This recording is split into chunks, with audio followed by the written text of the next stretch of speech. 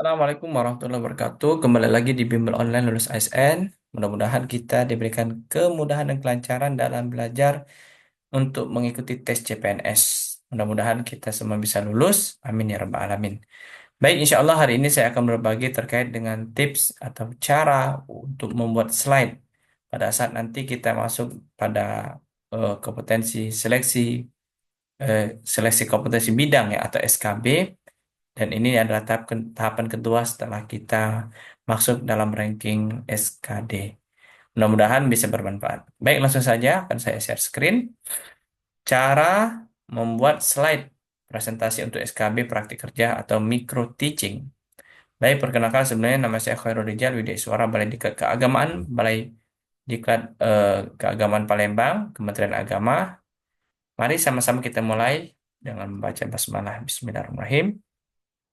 Teman-teman sekalian, kalau mau langsung ya, saya sudah pernah membuatnya pada saat itu saya mau ikut apa namanya tes SKB ya. Saya buat sendiri slide-nya biar saya seandainya mungkin tidak ada waktu, mungkin penguji bisa melihat YouTube channel saya seperti ataupun rekamannya.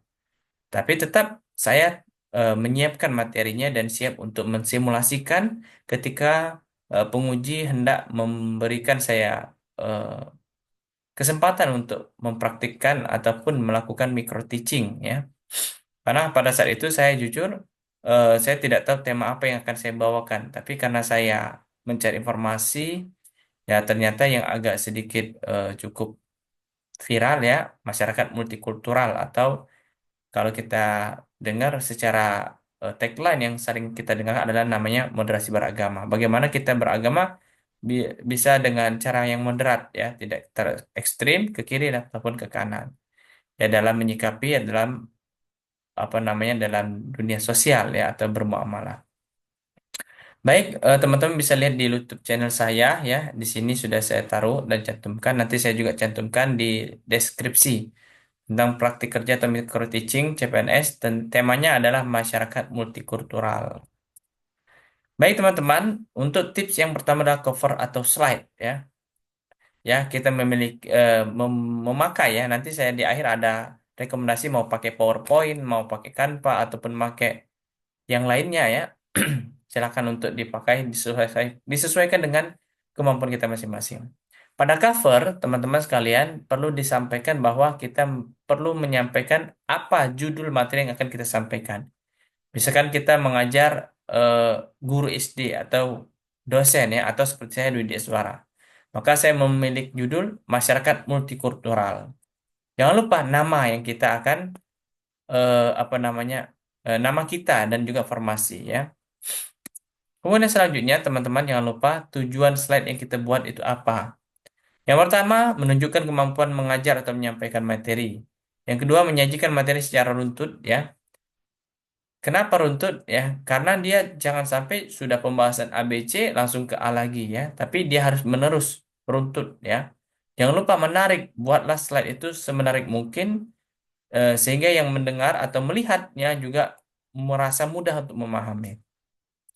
Jangan lupa selanjutnya menunjukkan penguasaan terhadap materi yang kita ajarkan. Jangan sampai kita melakukan micro teaching, praktik kerja, tapi kita tidak paham tentang materi yang kita sampaikan. Makanya, rekomendasi bagi saya sebelum kita praktik kerja, melakukan micro teaching, harus belajar benar-benar ya. Harus dilatih ya tiap hari.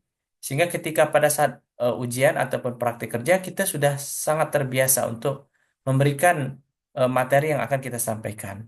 Jangan lupa buatlah simulasi seolah-olah keadaan pembelajaran itu memang benar-benar kondusif dan juga apa namanya efektif dan aktif ya. Karena ketika kita membuat suasana itu menjadi efektif ya dan para peserta atau siswa atau pelajar atau bahkan mahasiswa ya atau orang yang mendengarkan dari materi kita itu merasa terbawa ya. Terbawa dalam artian termotivasi untuk mendengarkan ya atau ada feedback, ada tanya jawab ya, ada kuis dan yang lain-lain. Buatlah simulasi belajar yang efektif.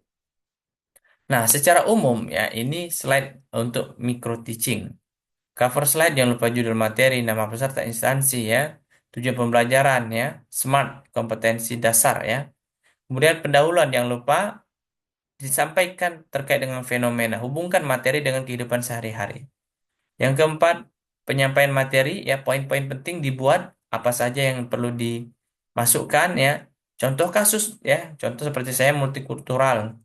Ya, ada beberapa kasus yang mungkin sedang viral pada saat itu kita spill ya, kita sampaikan.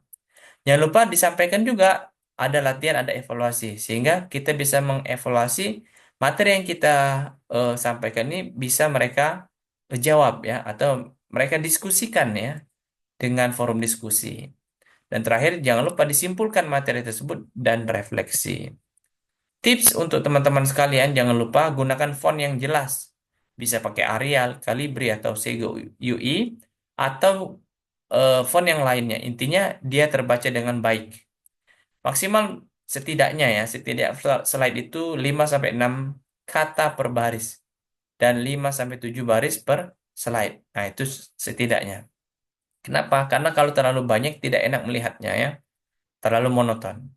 Jangan lupa gunakan warna kontras dan tidak mencolok. Intinya adalah terbaca tapi jangan sampai terlalu mencolok atau kurang enak dilihat. Gunakan gambar yang relevan ya. Misalkan kita bahas tentang multikultural ya, sudah saya bahas tadi. Jangan lupa dimasukkan gambar yang multikultural. Kita banyak sekali budaya ya ataupun keragaman.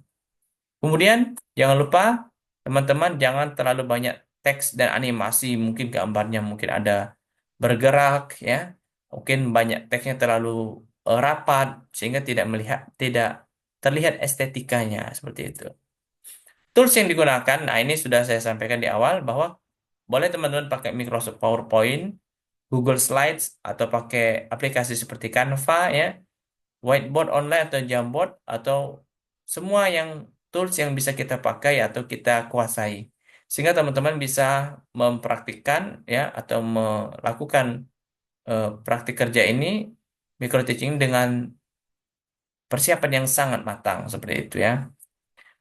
Nah, ini contoh materinya saja saya contohkan untuk guru ya. Judulnya Operasi Hitung Campuran Bilangan Bulat. Ya, tujuannya siswa mampu melakukan operasi hitung campuran dengan benar. Pendahuluan tanya siswa kapan menggunakan penjumlahan sehari-hari. Artinya bisa kita tampilkan fenomena dan kita sampaikan secara diskusi ya dengan siswanya. Kapan mereka menggunakan penjumlahan dan pengurangan sehari-hari ya. Mungkin tidak hanya belajar, mungkin pada saat berbelanja ya atau bertransaksi.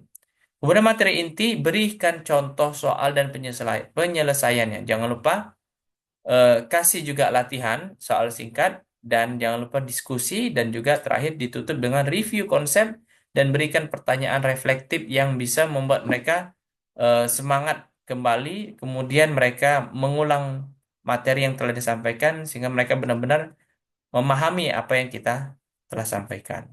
Itu saya yang dapat saya sampaikan. Terima kasih atas partisipasinya. Jangan lupa like and subscribe Khairul Rijal Official YouTube channel kami dan juga IG dan TikTok Bimbel Lulus ASN. Mudah-mudahan bermanfaat. Saya akhiri wallahu muwaffiq ila aqwamit thoriq. Wastabiqul khairat. Assalamualaikum warahmatullahi wabarakatuh.